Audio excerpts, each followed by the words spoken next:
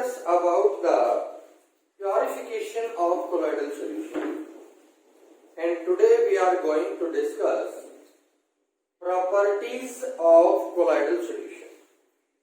colloidal solution की क्या क्या प्रॉपर्टीज हैं उनके बारे में आज हम यहाँ पर डिस्कस करेंगे। जो colloidal solution है उसकी प्रॉपर्टीज को हमने कैटेगराइज कर दिया गया है अभी, जैसे physical properties, colligative properties, optical properties, आपका मैकेनिकल प्रॉपर्टीज और electrical properties. One by one हम इन प्रॉपर्टीज को यहाँ पर स्टडी करेंगे। दूसरा, जिन बच्चों ने अभी तक चैनल को सब्सक्राइब नहीं किया है वो चैनल को सब्सक्राइब कर लें, लाइक और शेयर करें भाई चैनल को। अगर आपको वीडियोस अच्छे लगते हैं तो अपने फ्रेंड्स के साथ इसको शेयर करें।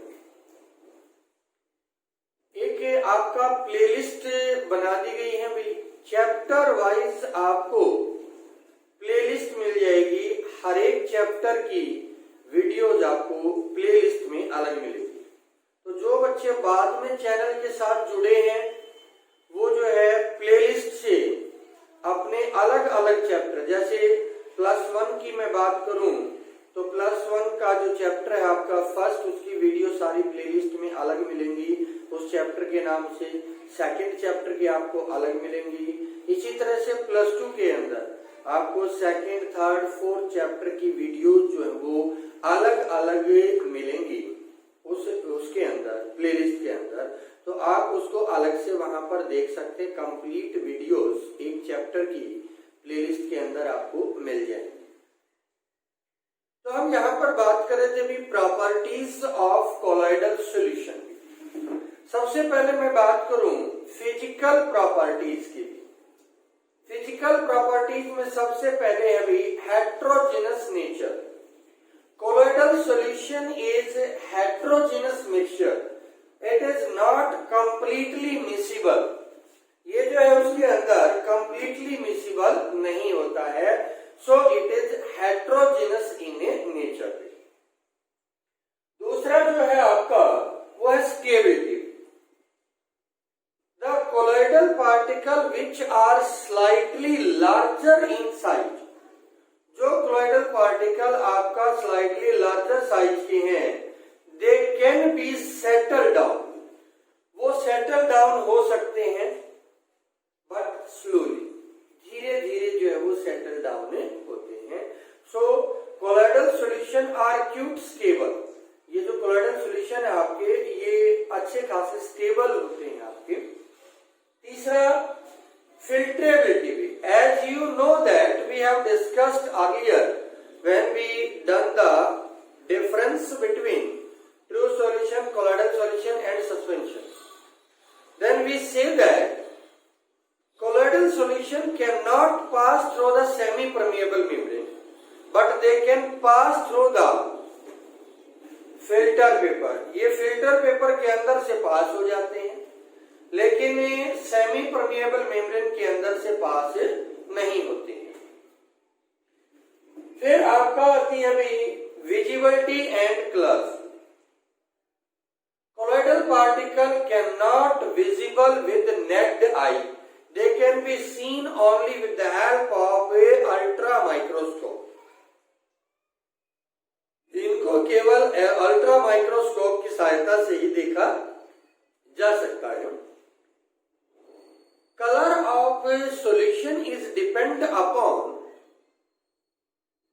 Wavelength of light scattered by the colloidal particle. Later on we will study in a Tyndall effect that a colloidal particle can scatter the light fallen on them. Due to that, they can be visible under the ultra microscope. Hence, they will show the color. और colour कौन सा show करेंगे बच्चे? They will show the color of light whose wavelength is scattered by the colloidal particle. ये सारी चीजें note कर ले भी। जो मैं आपको बता रहा हूं इन प्रॉपर्टीज के अंदर एग्जाम के अंदर इंटरनली क्वेश्चन आता है यहां से, तो ये सारी चीजें आप नोट कर ले। साथ के साथ विजिबिलिटी और कलर के अंदर हमने बताया colloidal particle can show the colour and their color is depend upon the wavelength of light scattered by the colloidal particle। कौन से कलर की लाइट को इन्होंने स्कैटर किया है उसके ऊपर डिपेंड करेगा इनकी कलर। नेक्स्ट हम बात करते हैं मैकेनिकल प्रॉपर्टी और colligative property, sorry colligative property of colloidal solution. आपने पढ़ा था सेकंड चैप्टर के अंदर 4 कॉलिगेटिव प्रॉपर्टी होती हैं। पहली आपकी होती है भाई relative lowering of vapour pressure, दूसरी होती है एलिवेशन इन बॉइलिंग पॉइंट, तीसरी आपकी डिप्रेशन इन फ्रीजिंग पॉइंट और फोर्थ वन आपकी है osmotic pressure. The first 3 colligative property has very low value for the colloidal particle.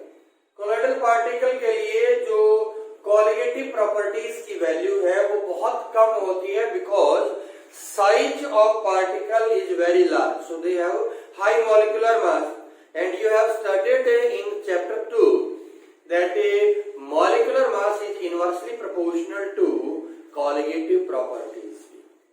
जितना ज्यादा मॉलिक्यूलर मास होगा उतनी कम वैल्यू होगी कॉलिगेटिव प्रॉपर्टी की। So they have very very small value for a given colloidal solution, so they cannot be measured.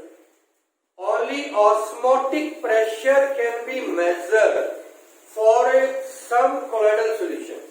कुछ colloidal solution के लिए हम osmotic pressure को measure कर सकते हैं and this osmotic pressure is used to measure the molecular mass of a colloidal particle।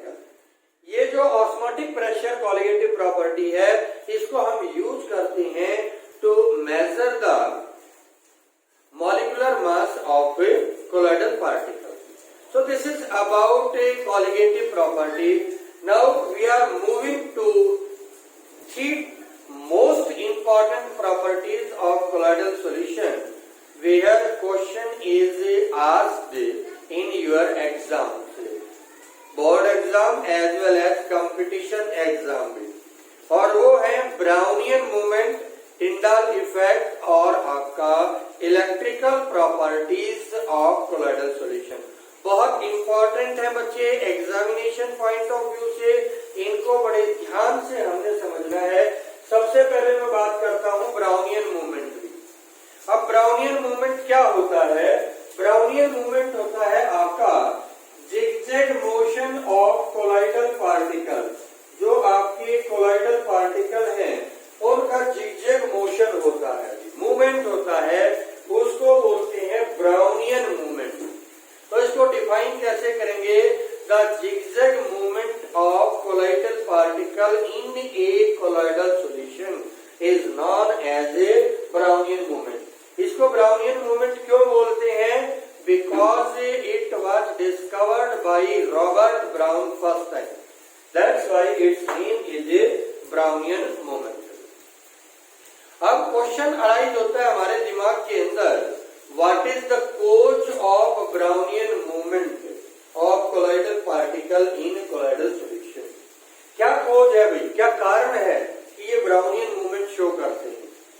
As we know that in solution particles are continuously moving and they strike with each other। Here in colloidal solution, the particle of dispersion medium is strike with colloidal particle from different directions। अलग अलग direction से उससे टकराएंगी भी with different kinetic energy because kinetic energy of all the particle is not same। सभी particle की kinetic energy कभी भी same नहीं होती। So they strike with it with different forces which move them in a zigzag fashion, जो इनको zigzag fashion के अंदर मूव कराती है। तो कोज ऑफ ब्राउनियन मूवमेंट हो गया movement of particle of A colloidal solution. The particle of dispersion medium strike with the particle of disperse phase और colloidal particle with different different forces which cause them to Brownian movement. Importance क्या है भाई Brownian movement की?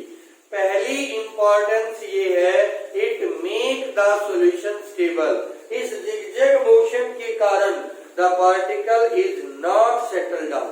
Particle settle down नहीं होगा और colloidal solution जो है वो आपका स्टेबल हो जाएगा.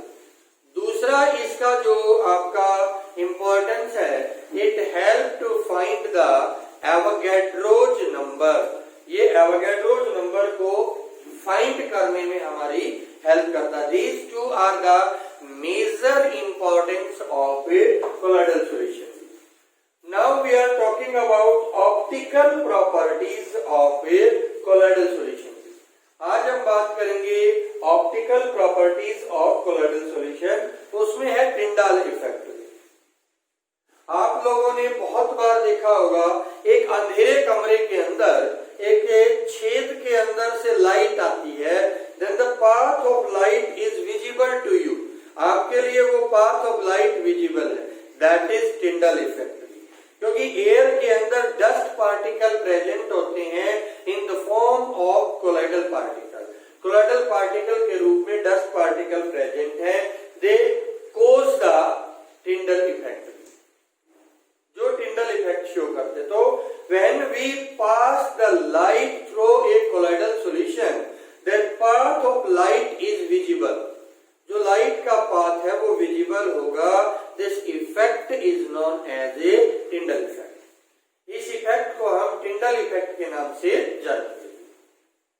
अब यहाँ पर क्वेश्चन जो आते हैं आपके, डायरेक्ट टिंडल इफेक्ट की डेफिनेशन रेयरली आपसे पूछेगा. वो आपसे पूछेगा what are the condition of Tyndall effect. Tyndall effect की कंडीशंस क्या क्या है? टिंडल इफेक्ट की कंडीशंस के अंदर अगर हम बात करें, the size of particle is greater than that of wavelength of light. Light की वेवलेंथ से ज्यादा जो है वो पार्टिकल का साइज होना चाहिए, तभी वो जो है लाइट को स्कैटर कर पाएगा. अदरवाइज वो लाइट को स्कैटर नहीं कर पाएगा और टिंडल इफेक्ट शो नहीं होगा. दूसरा, there is large difference between the refractive index of disperse phase and dispersion medium. Disperse phase और डिस्पर्सन मीडियम के अंदर लार्ज रिफ्रैक्टिव इंडेक्स का जो है वो डिफरेंस होना चाहिए. ये दो कंडीशन है आपकी टिंडल इफेक्ट को शो करने की. तो फिर इसकी इंपॉर्टेंस क्या है भाई? Tyndall effect given by टिंडल. टिंडल ने जो है इस टिंडल इफेक्ट को दिया था on the basis of Tyndall effect in 1903. सिगमंडी इन 1903 के अंदर उसने एक डिवाइस डिजाइन किया और उस डिवाइस का नाम दिया गया अल्ट्रा माइक्रोस्कोप. तो Tyndall effect help in the designing of ultra microscope. Also it help to count the particle in a colloidal solution. किसी भी कोलोइडल सॉल्यूशन में पार्टिकल को काउंट करने के लिए ये यूज करता है. अब ये जो अल्ट्रा माइक्रोस्कोप बनाया गया, ये किस प्रिंसिपल पे बेस्ड था? When light is fallen onto the colloidal particle, they scatter the light. The scattering light can be shown under the microscope. जो scattering light है वो माइक्रोस्कोप के अंदर से हमें देख सकते हैं. So that it help to count the particle, but it never tell us about the size and the structure of the particle. ये उसके साइज और स्ट्रक्चर के बारे में कभी हमें कुछ नहीं बताता. This is the properties of colloidal solution. Now we will discuss about the electrical properties of colloidal solution. सबसे पहले मैं बात करूं, stability of colloidal solution is due to electrical charge gain by the colloidal particle. मान लो ये आपके पास colloidal solution है बच्चे, यहाँ पर ये कोलोइडल सॉल्यूशन है. इसके अंदर जो कोलोइडल पार्टिकल होंगे उनके ऊपर चार्ज होगा.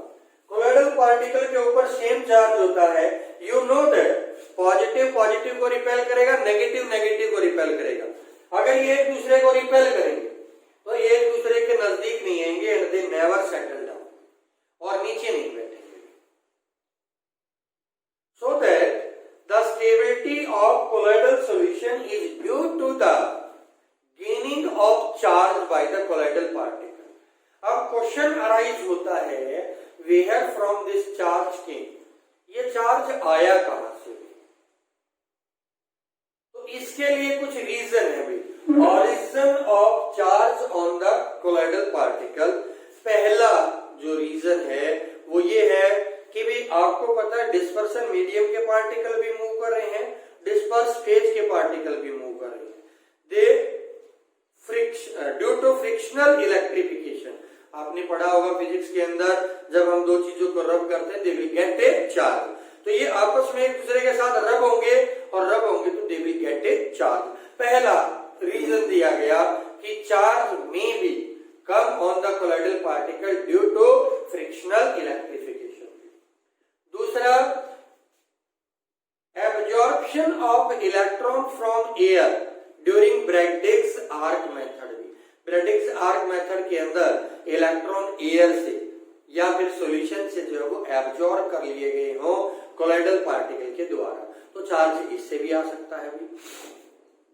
तीसरा जो रीजन इसने दिया, preferentially absorption of ion from the solution, solution से आयन को एब्जॉर्ब कर ले। जैसे मान लो ये हमारे पास FeOH होल थ्राइस, इसका जो है वो प्रेसिपिटेट है, और ये Fe3+ आयन को अपने सरफेस पे एब्जॉर्ब कर ले, तो इसके ऊपर क्या चार्ज आ गया? Positive charge. डिस्पर्सन मीडियम पे आ गया negative charge. Due to positive charge this particle come away from each other, they will go away from each other. Last है हमारे पास absorption of ion from the electrolyte. Electrolyte से हमने ion को absorb कर लिया कोलॉइडल पार्टिकल में। अब यहां पर आपने ध्यान देना बच्चे, ये हमारे पास कोई भी कोलॉइडल पार्टिकल है, it absorb the ion of particular charge on its surface. अगर ये पॉजिटिव चार्ज को एब्जॉर्ब करेगा अपने सरफेस पे तो पॉजिटिवली चार्ज सोल कहलाएगा, अगर ये नेगेटिव चार्ज को एब्जॉर्ब करेगा तो नेगेटिवली चार्ज सोल कहलाएगा। अब क्वेश्चन अराइज होता है कि ये कौन से आयन को एब्जॉर्ब करेगा? कॉमन आयन को। मान लो FeOH होल थ्राइस के अंदर हमने FeCl3 के इलेक्ट्रोलाइट डाल दिया, तो ये आपका एब्जॉर्ब करेगा Fe3+ यानी पॉजिटिव आयन को, क्योंकि Fe3+ कॉमन आयन है। Generally it absorb the common ion. जो आयन इसके सरफेस पे एब्जॉर्ब हो गए, उन्होंने एक लेयर बना दी। जैसे देखो यहां पर इसने एक लेयर बना दी, ये लेयर फिक्स है इसके सरफेस के ऊपर, that's why this layer is known as a fixed layer. तो मैं इसको बोल रहा हूं ये होगी भी आपकी फिक्स्ड लेयर। अब ये जो पॉजिटिवली चार्ज आयन एब्जॉर्ब हुए सरफेस पे, ये एब्जॉर्ब करेंगे नेगेटिवली चार्ज आयन को अपनी तरफ अट्रैक्ट करेंगे, तो ये नेगेटिवली चार्ज आयन यहां से आ रहे हैं इसके पास और वापस सॉल्यूशन में, और सॉल्यूशन से यहां पर, तो ये लगातार मूव करते रहेंगे, मतलब चेंज होते रहेंगे। So this layer is known as a mobile layer। ये जो दूसरी लेयर बनी आपकी, ये बनी बच्चे मोबाइल लेयर। एक तो होगी फिक्स्ड लेयर और एक होगी मोबाइल लेयर। अब ध्यान से देखोगे, फिक्स्ड लेयर और मोबाइल लेयर के अंदर चार्ज डिफरेंस है। अगर फिक्स्ड लेयर पे नेगेटिव है तो मोबाइल लेयर पॉजिटिव होगी, फिक्स्ड लेयर पॉजिटिव है तो मोबाइल लेयर नेगेटिव होगी। There is a potential difference between them. इन दोनों लेयर के बीच में एक पोटेंशियल डिफरेंस आ जाएगा, that is known as electrokinetic zeta potential, जिसको हम इलेक्ट्रोकाइनेटिक या जीटा पोटेंशियल के नाम से जानेंगे। तो यहां पर आप इसको एक्सप्लेन करेंगे, the potential difference occurred between the fixed layer and mobile layer is known as electrokinetic or zeta potential. This double layer is known as Gibbs-Helmholtz double layer और हेल्महोल्ट्ज डबल लेयर के नाम से हम इसको जानते हैं। उसके बाद इलेक्ट्रोफोरेसिस और cataphoresis, the movement of colloidal particle under the potential gradient. आपने इलेक्ट्रिक फील्ड अप्लाई कर दिया, कोलाइडल पार्टिकल पे चार्ज है, उनकी मूवमेंट होगी, that movement is known as a cataphoresis और इलेक्ट्रोफोरेसिस। इलेक्ट्रोऑस्मोसिस अपोजिटली, हमने क्या किया, ये हमने यहां पर कोलाइडल सॉल्यूशन ले लिया, ये है आपका कोलाइडल सॉल्यूशन और ये दोनों क्या है आपकी एसपीएम, ये जो है सेमी परमिएबल मेम्ब्रेन है एसपीएम। अब यहां पर आपने इलेक्ट्रिक फील्ड अप्लाई कर दिया, आपको पता है सेमी परमिएबल मेम्ब्रेन के अंदर से कोलाइडल पार्टिकल पास नहीं होंगे, यहां से डिस्पर्सन मीडियम के पार्टिकल का मूवमेंट होगा, that movement is known as a electroosmosis. The movement of particle of dispersion medium under the potential gradient is known as a electroosmosis. तो यहां से देखो बच्चे कितनी टर्म्स हमारे पास आ गई इलेक्ट्रिकल प्रॉपर्टीज के अंदर। देखो वन बाय वन एक बार हम 1 मिनट में इसको रिवाइज कर लेते हैं। स्टेबिलिटी ऑफ कोलाइडल सॉल्यूशन क्यों होती है, ऑरिजिन ऑफ चार्ज कैसे होता है, गिब्स हेल्महोल्ट्ज डबल लेयर किसे बोलते हैं, जीटा पोटेंशियल क्या होता है, इलेक्ट्रोफोरेसिस और कैटाफोरेसिस क्या है, इलेक्ट्रोऑस्मोसिस क्या है। तो ये टर्म से आपको याद रखना। ये था बच्चे आज का आपका topic for class +2। Tomorrow we will discuss about the coagulation and gold number. Coagulation और गोल्ड नंबर के बारे में कल हम